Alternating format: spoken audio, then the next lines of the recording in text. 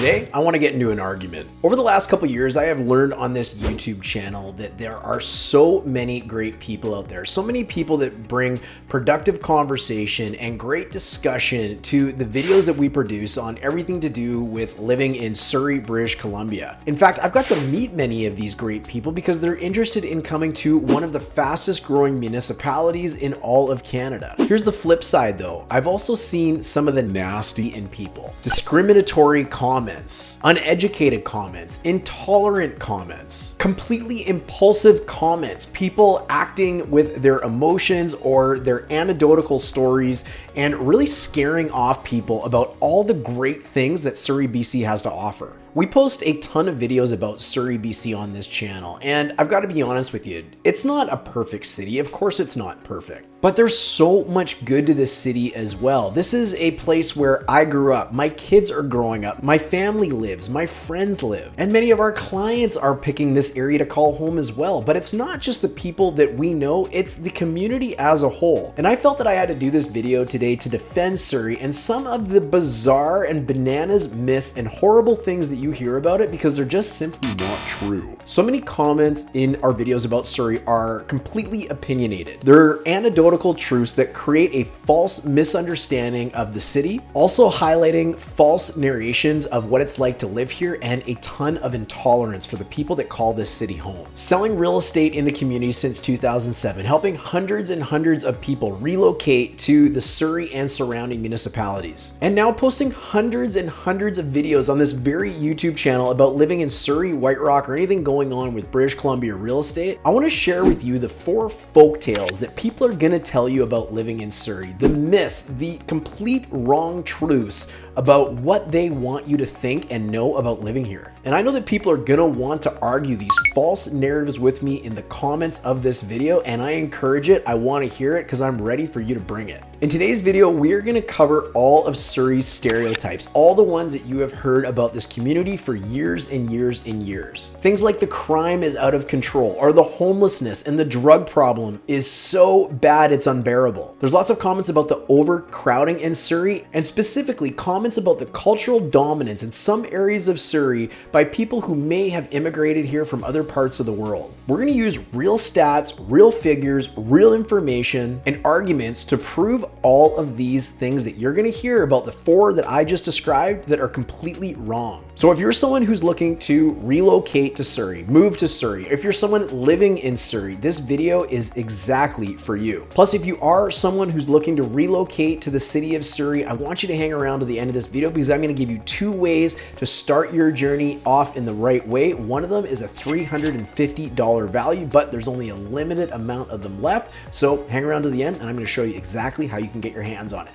If that all sounds good, let's jump into it. Hey, it's Darren here. If you're thinking of moving to Surrey, White Rock, or any of the surrounding suburbs, subscribe below so you can be the first to learn about the market and the areas. And like so many others, we've helped in the process of buying or selling a home. If you need help in the process, whether it's today or 6 months from now, use the link in the description to book a time to speak with me. We'll help you make sure that your move is the absolute best that it could ever be. So this whole thing started because of my journey on YouTube. You know, you're watching my YouTube channel right now, and if you haven't had an opportunity to subscribe, I should remind you that you do want to, because we talk about everything that has to do with Surrey BC, White Rock BC, and the bizarre world of British Columbia real estate. There's always crazy stuff going on, primarily driven by populist government that is really just pandering to the headlines, trying to get votes. And look, I don't want to hate on the government. They are trying to do their best, or at least you would hope so, but there's been some pretty bizarre stuff coming out. So you definitely want to subscribe to keep on track with that. But look, if you're looking to come here, or you're someone who's considered Surrey for your family, you want to get the best information possible because it's a big deal to move, and you want to make sure that you are coming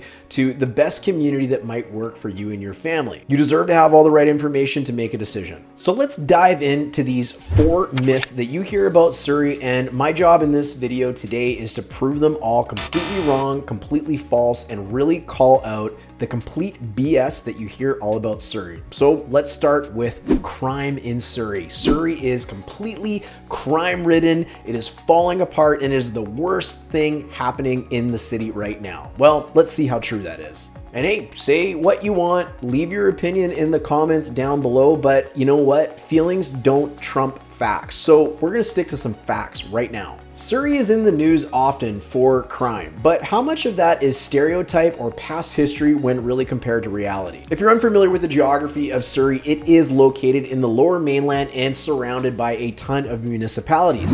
According to CanadaCrimeIndex.com, Surrey is one of the most dangerous communities in Canada. Now, that's obviously very scary, but guess who else makes the list? Abbotsford, Burnaby, Langley, Vancouver, and Richmond, well representing over half of the Lower Mainland and the communities in the Lower Mainland that probably represent the highest levels of population. So is this really a Surrey problem or is this a Lower Mainland problem? Well, interestingly enough, there's conflicting opinions to the actual amount of crime and how severe it is in the city of Surrey. The most dangerous cities in Canada, related to an article that was produced by money.ca using the Canada Crime Index, reports that the 10 most dangerous cities in Canada, according to the study, showing that 2 BC communities did make the list: Kelowna, BC, and the Abbotsford Mission area of British Columbia, with a respective of approximately 800 to 1,000 offenses per 100,000 people. Now, there's some other pretty big cities on that list, and interestingly enough, no other BC city made the list of the top 10 safest places to live in Canada either. So again, this brings me back to all the terrible things that the locals say about Surrey. The crime in Surrey isn't just a localized problem, it's a Lower Mainland problem, and Surrey is not specific to variably having more problems than any of these other municipalities that surround it. Bad people can take the bus, bad people have cars, and bad people can get around the entire Lower Mainland. Another thing that you're going to hear about living in the city of Surrey is that there's nothing to do. Why would you go there? It's boring. There is no things to enjoy. You have to go downtown for everything,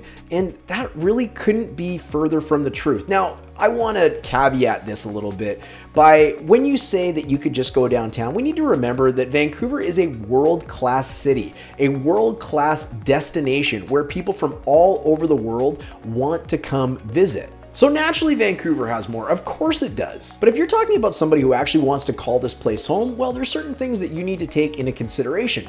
Things like affordability. And if you have a cool $1 million more to spend on a detached home in Vancouver than you do in the city of Surrey, as an example, then yeah, fill your boots and live in Vancouver rather than the city of Surrey, where you're gonna pay approximately $2,658,000 for the average detached home in the city of Vancouver, whereas in the city of Surrey, you're gonna pay an average of $1,663,000 for that same detached home.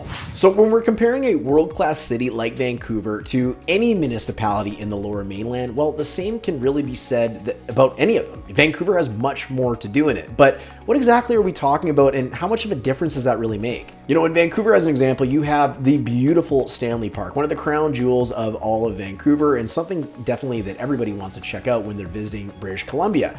But you may or may not know that Surrey is considered the city of parks due to its immense size and the world-class parks that you can experience just by traveling through the area. You know, ones that come to mind quite quickly are things like Bear Creek Park or Sunnyside Urban Acres, where you can be lost in the forest for hours at a time. But what if you want to catch a sports game? Well, it's true that we don't have any major sports in the city of Surrey, but you know what? You don't have to travel too far, and that's the case for almost absolutely everything while you're living in Surrey if you want to experience anything in the Lower Mainland. You could go watch a WHL Vancouver Giants game at the Langley Event Center, which is literally 4 blocks from the city of Surrey's border. What about jumping in the car and spending 50 minutes to go to an Abbotsford Canucks game? Or maybe you want to get some of the bigger leagues where you want to go watch the Vancouver Canucks or the Vancouver Whitecaps or the BC Lions. Well, from my area where I live in South Surrey, it's only a 60-minute drive to go check these things out. It's not like I can't go enjoy them, I just have to hop in the car. Now, you could talk about things like skiing, but skiing is just simply closer to the city of Vancouver than it is to the city of Surrey. But you can check out any of the local hills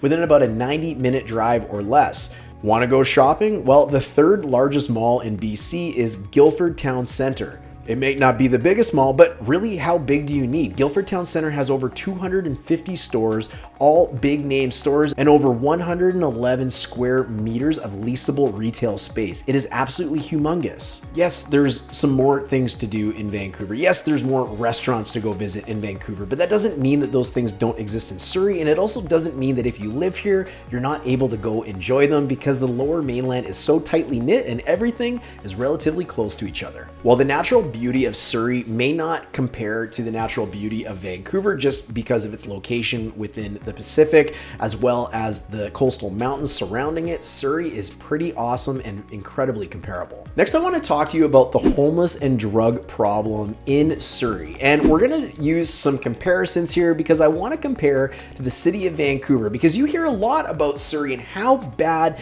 not only the homeless is, but also the drug use. I mean, the YouTube videos that we do are so full of comments that talk about crackheads in Surrey being everywhere. And I was really just curious how much of that was actually truth or not. According to the Peace Arch News, which is the local Surrey and White Rock newspaper, Surrey's homeless population has risen by 65% since the year 2020.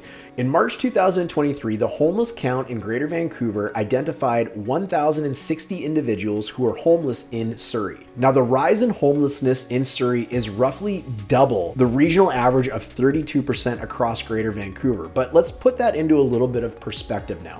Compared to Vancouver as a region, 4,821 people were identified as homeless in Greater Vancouver, up 32% from the last count 3 years ago. Now, this 4,821 individuals is actually up compared to last year's count in Greater Vancouver, up from 3,634.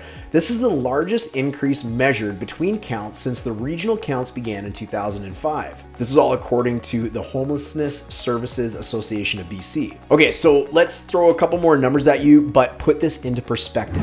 The 2021 census said Vancouver had a population of approximately 662,000 people, and Surrey had a population of approximately 568,000. Comparing the amount of homeless persons in the city of Surrey when comparing to their population from the 2021 census, you see Surrey has roughly 1.8 homeless people for every 1,000 residents, whereas Vancouver, using the same metrics, has 7.2 homeless people for every 1,000. This means Vancouver has over 3 times the amount of homeless people in compared to their population than the city of Surrey does. Let's not just stop at homelessness though, let's also talk about the drug problem that is not just limited to Surrey or Vancouver, it's the entire lower mainland, but let's not let Surrey get an unfair rap because we're not looking at all the facts. Now, this data was a little bit harder to come by, so we're gonna make some assumptions here, but I think you're going to agree with what I'm about to say. And this data comes directly from the BC government's website. So we're gonna look at numbers provided by the general regional health authorities in the area. So there is 5 health authorities in all of British Columbia.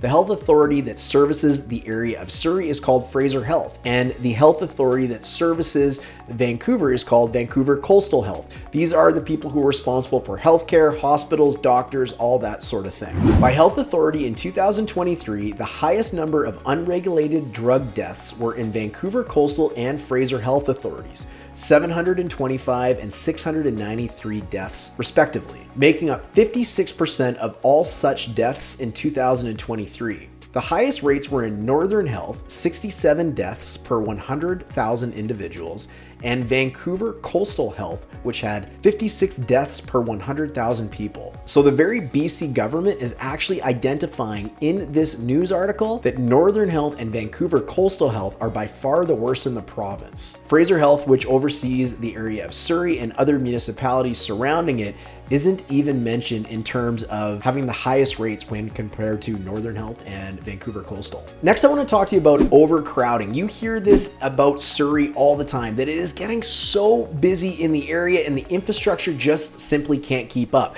And while that may be very, very true, is this really unique to Surrey, or is this something that is happening all over the lower mainland and Surrey just gets a bad rap or a worse rap for it? Well, the only way to really figure that out and understand that I could think of was to use school populations as an example for this video. Surrey School District is the largest and fastest growing school district in British Columbia, and its boom is straining its schools, pushing it to try unconventional options to accommodate the surge. You're going to see clusters of portable classrooms becoming a familiar sight, with some schools rejecting in-catchment students for the lack of space. Now, overcrowding has been an ongoing issue for Surrey for years, but it's not alone. Multiple school boards across the country are grappling with the issue or projecting they will be soon. In Surrey, approximately 83% of its 124 schools are over capacity, with the district's overall utilization rate, which is the number of students enrolled divided by the classroom capacity, sitting at 103%. So that's what's going on with Surrey. But I want you to understand what's going on with Vancouver as well, because it's fairly interesting. According to the Vancouver Sun, Vancouver is actually closing schools in their area because of under-enrollment, which is conflicting with numbers from the Ministry of Education. The Vancouver School Board is closing schools and selling land based on enrollment projections that critics have challenged as inaccurate. The Vancouver School Board projects that enrollment at Vancouver elementary and secondary schools will fall by roughly 5,000 students in the next 10 years, but BC's Statistical Modeling Agency and the Education Ministry expect the number of school-aged children in Vancouver School Board catchments could grow as much by 10,000 children by 2032. The Vancouver School Board's enrollment models just don't sound accurate, according to the person named Hooper in this article. They've defined this model in an utterly unique way that is completely at odds with any planning normal, Hooper said. They preclude virtually all future development from their model. They don't include all approved development that hasn't yet moved to construction, he said. So Jericho lands, Heather lands, Sanauk, the entire Broadway corridor are not included in this model. The Sanauk development, I hope I'm saying that right, alone is projected to add as much as 11,000 residents. This is a huge and incredible problem. So overcrowding isn't just limited to Surrey. It's not just limited to the Surrey schools. This is a problem that is going to be being faced by Vancouver and already kind of currently is. Now look, this next one that I want to identify, well, it's a little awkward because it's kind of difficult to talk about, but it really stems from looking at a lot of the comments that come in these YouTube videos about just what some people are saying about the city of Surrey, and more primarily the people that live in the city of Surrey, based on what they look like or where they might be from. There's certain areas all over the Lower Mainland that have different cultures somewhat dominating the areas, and certainly any of the locals watching this video likely know the areas that we might be talking about. But I want to put into perspective a little bit about the different types of people that live in the various communities. And to do that, I'm going to use the 2021 Statistics Canada data to identify the mother tongue or the primary language spoken at home for residents of the city of Surrey compared to the city of Vancouver, and even for fun, we're going to throw in Toronto as well. In Surrey, English being the mother tongue is responsible for about 46.62% of households, whereas a non-official language, which doesn't include English or French, is identified as about 53.38%. So there's actually more people in Surrey that don't speak an official language at home than there is that do. But how does this compare to Vancouver and Toronto? Well, here's the numbers. English spoken at home in Vancouver is estimated at 54.52% versus non-official languages being 45.48%. Only approximately 8% less than that of Surrey. Toronto comes in with very similar numbers at 54.48% speaking English at home versus 45.52% speaking a non-official language. So the numbers really aren't that different, but here's the bigger part to this story that I just got to get off my chest. Do we all want to strive for balance in our lives and balance in our communities? Yes. Nobody wants to feel out of place where they live. They want to feel safe, comfortable, and like they're living with people who care about what's important to them. If you're someone in the comments section of our YouTube videos that talks about certain demographics occupying certain areas of our community, and you're suggesting that you would never want to live in a community where you are outnumbered by different ethnicities, so of course you choose to live in an area where you might be the majority type of person there, you're actually just as bad as the people who choose to move to those areas so they feel like they can fit in with other members of the community. You're just as guilty as the people that you are judging. Living with different ethnicities enriches our communities by fostering cultural exchange, breaking down harmful stereotypes, and driving innovation. It strengthens social bonds, promotes global understanding, and creates a fairer, more inclusive society where everyone has the opportunity to thrive. Embracing diversity isn't just beneficial, it's essential for building a vibrant, just, and reliant future for all of us. So let's just all learn to get along. And just because somebody looks a little different than what you might look like is not a reason to chastise them, make them feel unwelcome, or feel like you don't belong in that community as well, because this community belongs to everybody. So that is my rant for this video. Now you know the truth, and I have debunked some of the myths about living in Surrey. When you hear all this noise about what it's like to live there, now you know how much of that is really true. And if you're new to the channel, before I remind you to subscribe so you don't miss out on any of our updates about the city of Surrey, the city of White Rock, or anything going on with BC real estate, you're going to want to remember to check out our Living in Surrey playlist so you can learn even more about the community and everything that comes along with living here. Before I give you the 2 things that I promised you at the beginning of this video, if you are someone looking to relocate to the city of Surrey, I just want to let you know that living in Surrey is awesome. And I absolutely love living here, and I'm absolutely proud to live here. And if you disagree with that,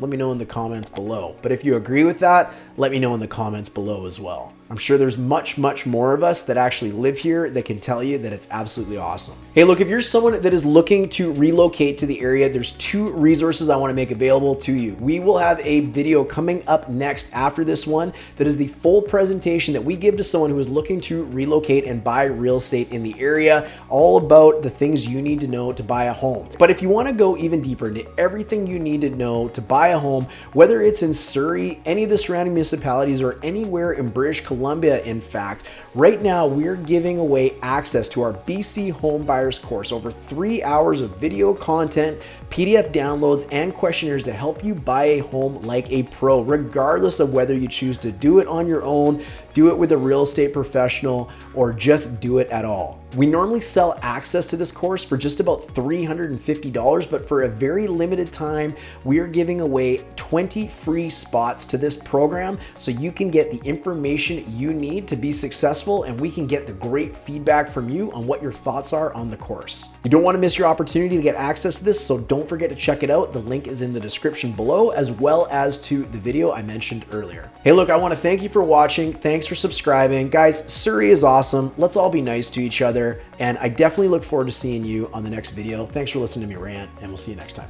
Cheers.